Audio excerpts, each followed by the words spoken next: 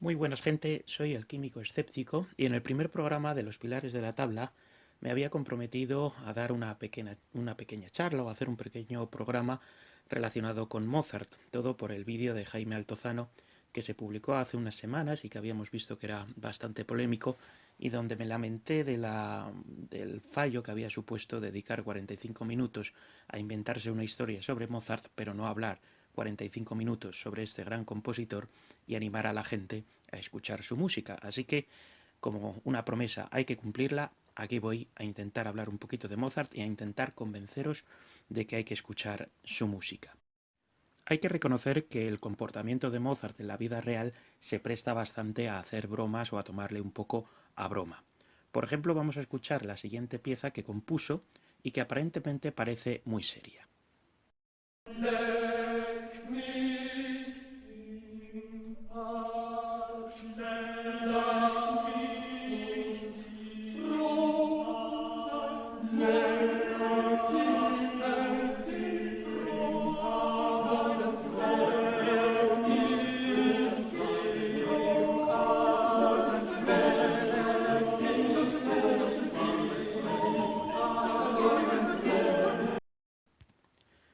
Sin embargo, veamos lo que significa la letra de esta canción.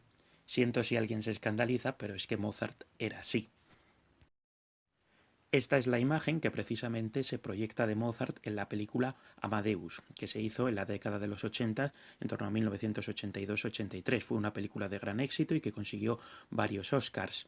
Esta película lo que cuenta es la historia del compositor italiano Antonio Salieri, que era el compositor más importante en Viena en la época en la que vivió Mozart, pero que sin embargo le ponen como un compositor mediocre a Salieri, que no soportaba el éxito o el genio tan sumamente enorme que tenía un joven con un comportamiento tan infantil como Mozart. Se cuenta la historia o la leyenda de que fue Salieri el que envenenó a Mozart para quitarse a una persona tan sumamente genial del panorama musical de aquel momento. Pero fijémonos cómo esta imagen infantil se proyecta en la película en la siguiente escena. ¡Ponedme otro! ¡Ponedme otro castigo! Tocad como Gluck. Aburre. Otra cosa. Como Händel. No me gusta. Otro. Imitad a Salieri. Eso está mejor. Tiene interés. Por favor, por favor.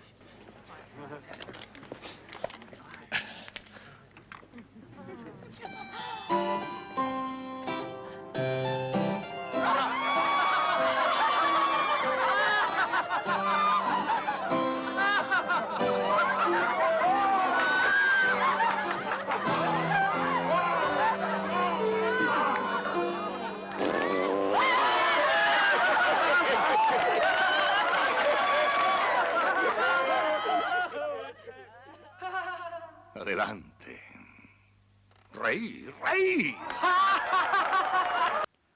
Otros ejemplos de cómo Mozart también tuvo un comportamiento bastante peculiar lo podemos encontrar en su relación con el arzobispo de Salzburgo. Mozart nació en Salzburgo, que era una ciudad-estado, que es decir, que estaba gobernada en ese momento por el arzobispo Coloredo.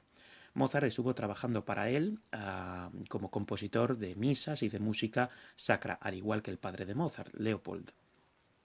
En aquel momento, cuando uno trabajaba para una figura como el arzobispo, simplemente estaba a su servicio, no podía dar su opinión sobre las cosas y en ningún caso podía, digamos, despedirse o decirle que había encontrado un sitio mejor donde quería trabajar. Sin embargo, Mozart lo hizo en uno de los viajes a Viena. Mozart encontró una ciudad que era muchísimo más interesante que casi como un pueblo como Salzburgo y decidió que tenía que seguir su vida allí porque allí tenía muchas más probabilidades de éxito que en Salzburgo. Se lo comunicó al arzobispo, el arzobispo por supuesto le dijo que no, pero al final Mozart presionó tanto que el arzobispo le terminó despidiendo de muy malas maneras. La relación de Mozart también con su padre fue un poco conflictiva. Por supuesto, el padre no le perdonó que dejara el puesto al servicio de Salzburgo y que se fuera a vivir solo a Viena. Para terminar de rematar digamos, esa relación un poco tirante, un poco conflictiva, Mozart decidió casarse con una mujer que encontró en Viena, con Constanze. sin pedirle permiso. En aquella época era habitual que cuando una persona se iba a casar pidiera permiso a sus padres. Sin embargo, Mozart lo hizo sin pedirle permiso a su padre y desde entonces siempre la relación fue bastante conflictiva. Si nos quedamos en este tipo de anécdotas, podríamos pensar que sí, que Mozart fue un personaje bastante curioso y que se puede prestar su figura a hacer bromas como se han hecho en las películas de Amadeus, o que su figura se puede utilizar como en ese vídeo que comentaba de Jaime Altozano. Sin embargo, lo que nos tenemos que quedar es con el Mozart compositor. Y aquí es donde a mí me gustaría destacar cómo una persona, un compositor, fue capaz al mismo tiempo, dentro de sus 626 obras catalogadas que compuso, fue capaz al mismo tiempo de componer una música que podríamos decir que es prácticamente la que se escucha en el cielo, que no es de este mundo, que está por encima de lo que es terrenal, que está escrita por alguien que realmente parece que está tocado por la mano de Dios, pero al mismo tiempo también capaz de componer la música que prácticamente describe al infierno. Vamos a escuchar en este primer fragmento un ejemplo de esa música celestial, en concreto una pequeña pieza sacra de una misa que se llama el Ave Verum Corpus.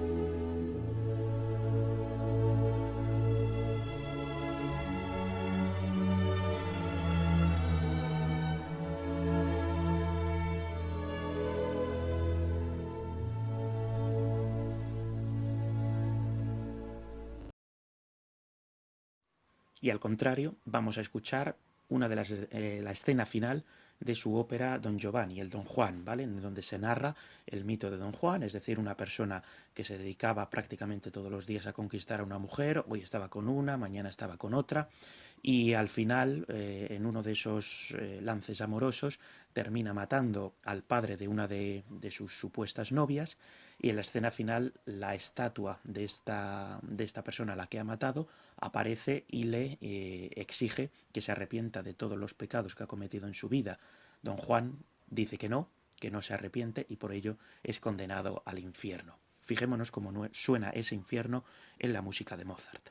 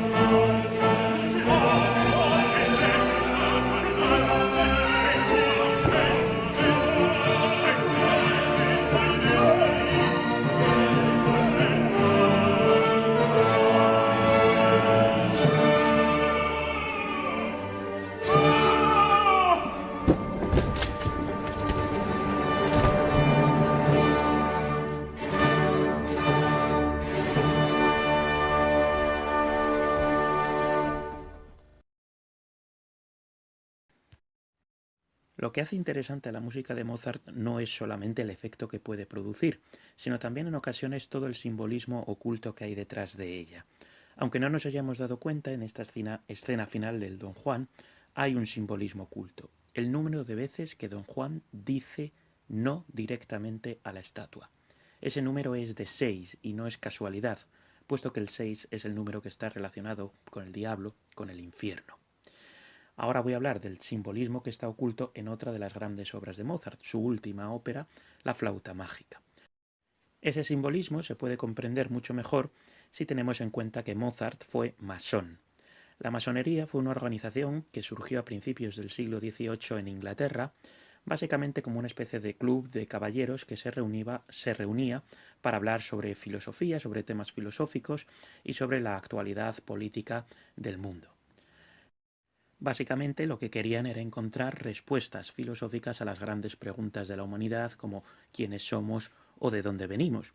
Curiosamente, uno de los requisitos necesarios para entrar en la masonería era ser creyente. No importaba de qué religión, pero era necesario ser creyente. Como organización, los masones intentaron imitar al antiguo gremio de canteros que habían construido las grandes catedrales góticas durante el siglo XII y XIII en la Edad Media. En aquel momento, en la Edad Media, no se conocían las leyes de Newton y no se conocía cómo era posible elevar unos edificios tan sumamente altos y bonitos. Lo habían descubierto básicamente por la práctica y el secreto lo conocían bien los maestros canteros. Ese secreto lo guardaban y solo se lo transmitían a sus aprendices dentro del gremio. Los masones era un poco lo mismo. Querían descubrir esas respuestas a las grandes preguntas filosóficas, pero como parte de una sociedad en donde ese conocimiento solo pertenecía a los miembros de las logias, que eran esas organizaciones en las que se reunían los masones. Cuando Mozart abandonó Salzburgo y llegó a esa ciudad tan cosmopolita como Viena, se encontró con la presencia de la masonería y él en el año 1784 ingresó dentro de una logia masónica. Para comprender un poco el simbolismo que Mozart pudo introducir dentro de su música relacionada con la masonería, hay que conocer antes los símbolos que son característicos de la masonería. Quizá el más importante es el del compás y el de la escuadra, como instrumentos que usaban esos canteros que construían las catedrales góticas, y la letra G en el medio, que todavía no se sabe exactamente a qué se quiere referir, si se refiere a la G de God, de Dios en inglés, o a la G de geómetra, por la idea de que el universo fue creado por un ente superior, un gran geómetra que dispuso todas las cosas de manera ordenada, como si fueran efectivamente los canteros. También hay que destacar que cuando los masones se reúnen en sus logias suelen llevar una especie de delantal o de mandil con los diferentes grados a los que pertenecen los masones. Dependiendo del ritual existen diferentes grados. Por ejemplo, dentro del rito escocés hay 33 niveles de perfeccionamiento, desde el más elemental hasta ser prácticamente el gran maestre de la logia masónica. Hay otros ritos en donde esos niveles se reducen a 3, el de básicamente aprendiz, acompañante y el de maestro de la logia. También hay que destacar, por ejemplo, el símbolo del ojo que todo lo ve, como si fuera la idea de que la masonería lo observa todo, o ese gran geómetra que está observándolo todo. Dentro de las logias también se puede destacar que el suelo de esas salas suele ser como si fuera el tablero de un ajedrez, con colores blancos y negros para representar el conflicto entre la oscuridad y la luz, entre el desconocimiento y el conocimiento, entre el bien y entre el mal. También se suele hacer bastante alusión al conflicto entre el Sol y la Luna, como esa lucha entre la oscuridad y la luz. Suele ser también un símbolo bastante presente en la masonería los pilares del templo del rey Salomón, porque básicamente los masones siempre hacían referencia pues, a esa época de la Edad Media, del antiguo Egipto, etc.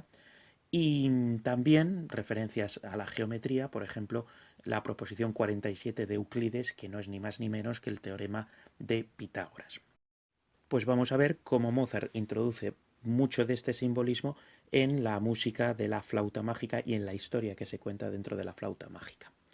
Empezamos por la propia obertura de la flauta mágica, esa pieza musical que suele ir al principio de toda la obra y que resume lo que se va a contar después.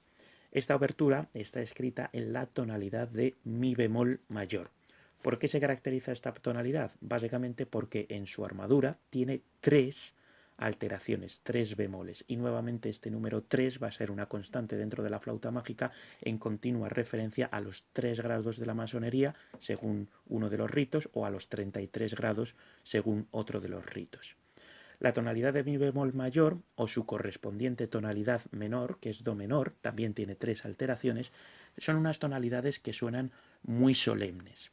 La tonalidad de do menor, por ejemplo, Mozart la utilizó dentro de la música que componía para su logia masónica y la utilizó concretamente para el funeral de uno de sus compañeros masones. Fijémonos cómo suena esta música fúnebre en do menor con 3 alteraciones, una música dramática pero al mismo tiempo solemne.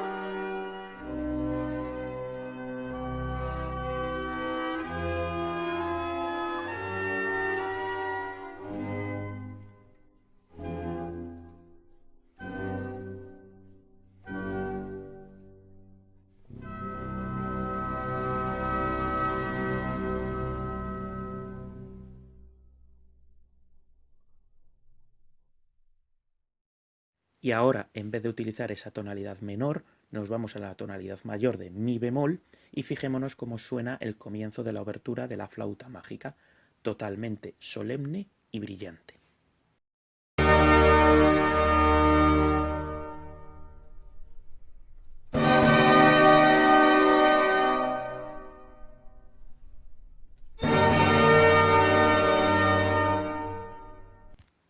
Básicamente, con este comienzo, con estos acordes, la obra de la flauta mágica ha quedado totalmente resumida. Básicamente, la flauta mágica cuenta la historia de 2 jóvenes, un chico y una chica, que se van a iniciar en una sociedad. ¿Cómo ha representado Mozart que un hombre se va a iniciar en esta sociedad? Porque ha dado 3 grupos de acordes, han sonado en 3 veces. ¿Cómo representa que se va a iniciar una mujer? Con un total de 5 acordes. 3 es el número de la masonería masculina y 5 está relacionada con la masonería femenina. 3 siempre se ha visto como uno de los números perfectos, sin embargo el 5 se ve como el primer número imperfecto. Para ello no tenemos más que pensar que es posible crear un patrón con triángulos y rellenar todo un patrón geométrico con triángulos. También se puede hacer con cuadrados, pero sin embargo no se puede hacer con pentágonos. Es decir, que un poliedro de 5 lados no es capaz de generar un patrón geométrico. Por lo que tanto, el 5 siempre está relacionado con un número imperfecto. Y la masonería siempre consideró a la mujer como un ser menos perfecto que el hombre, aunque estas cosas evidentemente ya se han conseguido corregir en el siglo XXI. Para alegría de todos, este chico y esta chica que se van a iniciar en esa sociedad, lo consiguen y además de todo, y por encima de todo, se enamoran. Y esto Mozart lo representa con el final de la obertura que vamos a escuchar.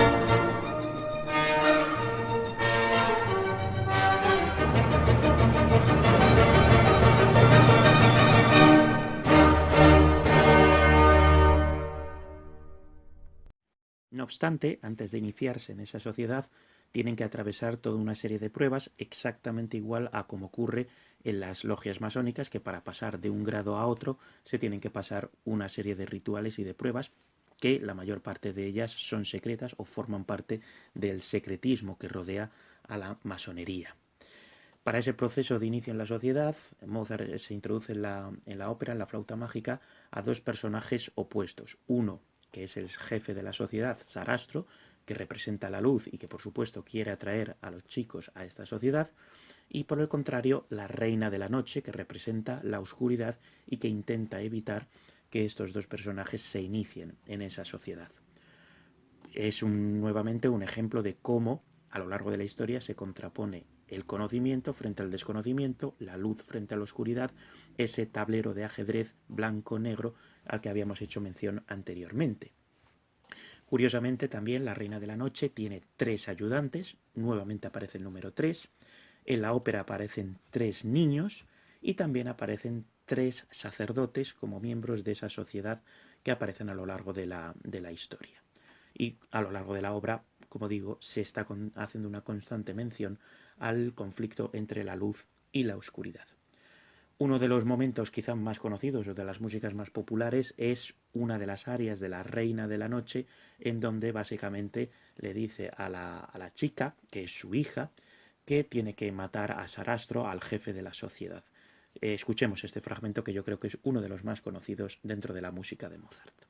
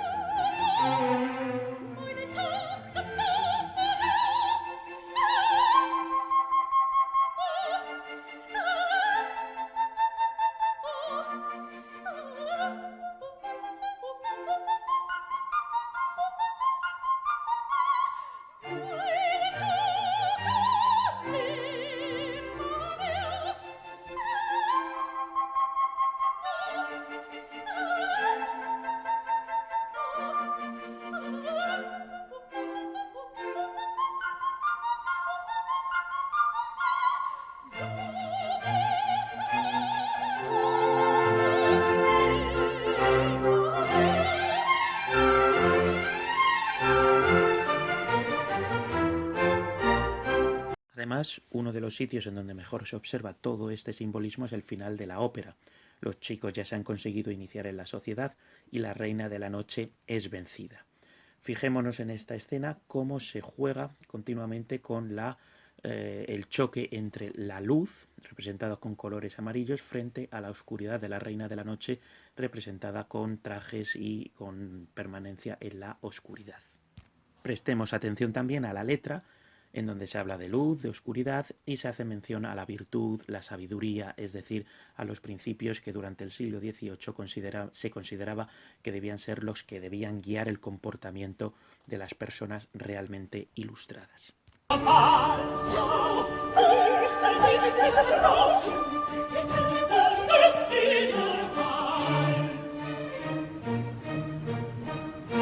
Nun zieht sie in des Tempels Halle. Und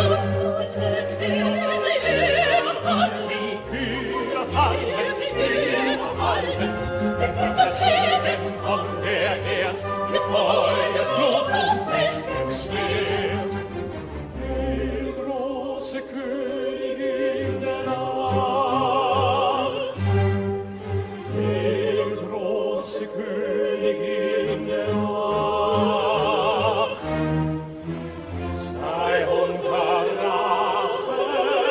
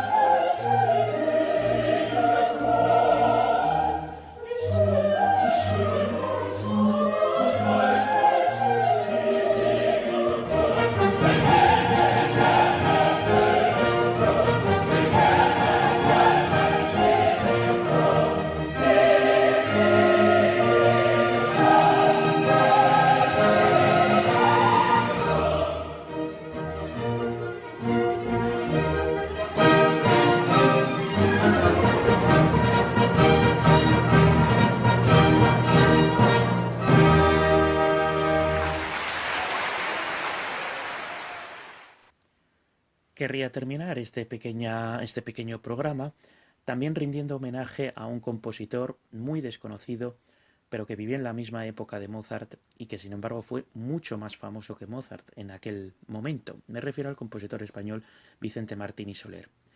Y si le menciono es precisamente porque todo lo que hemos hablado de simbolismo dentro de la flauta mágica y de la historia que se cuenta en la flauta mágica, Vicente Martín y Soler ya lo había contado algo muy parecido unos cuantos años antes en su ópera L'Arbore di Diana, el árbol de Diana. En esta ópera lo que se trata es de un reino ficticio que está regido por la diosa Diana, que es la diosa de la castidad y del comportamiento puro y ordenado. En ese reino entra el dios Amor e introduce a un pequeño pastor llamado Endimión, que al final termina enamorándose de Diana y Diana termina enamorándose de ese pastor. Fijémonos nuevamente cómo hay un contraste entre la castidad, el orden del principio que representaba la diosa Diana y al final el triunfo del amor y de la pasión humana. En este caso había un simbolismo oculto que era de tipo político. Se representaba al absolutismo de la emperatriz María Teresa, que fue una representante del absolutismo austriaco, y en contraposición estuvo el despotismo ilustrado, el gobierno de la razón de su sucesor, del emperador José II. Y básicamente ese choque es lo que se trata en la ópera de Vicente Martín y Soler. Aunque hemos escuchado ese aria de la Reina de la Noche, que es uno de los fragmentos más conocidos de Mozart, que se ve como muy complicado porque se llegan a unas notas muy agudas, fijémonos como Martín y Soler, en el personaje de Diana, que sería el equivalente a la Reina de la Noche, ya introdujo años antes un aria que también es tremendamente complicada y en donde la cantante tiene que llegar a unas notas muy agudas.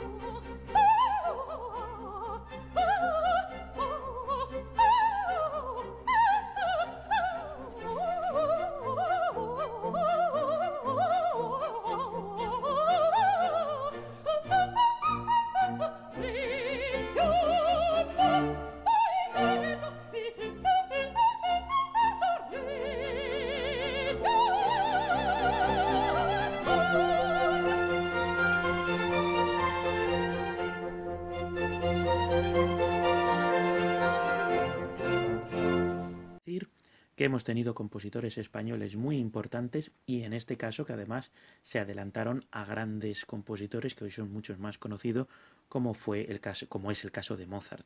¿Por qué Martín Soler hoy se conoce tan poco? Básicamente porque su música es cierto que seguía más los dictados de la moda de aquel momento. Mozart componía una música bastante más compleja y que la gente de aquel momento no era capaz de comprender completamente. Por eso Mozart no tuvo tanto éxito y Vicente Martín Soler sí.